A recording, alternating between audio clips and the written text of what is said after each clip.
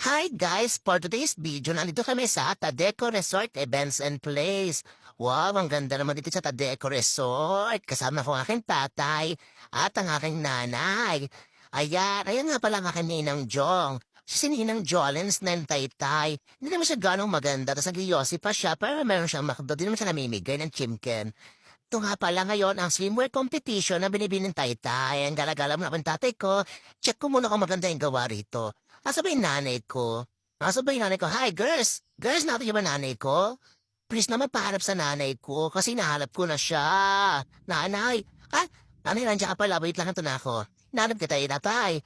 Ayan, tatay. Sabi kasi ng nanay, bantayan daw kita mabuti.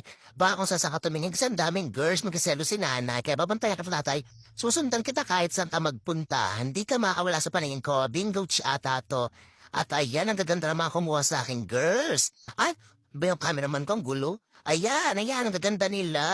Nagulo kasi kanina. Bye, nito nga pala kami. Sige, see you soon.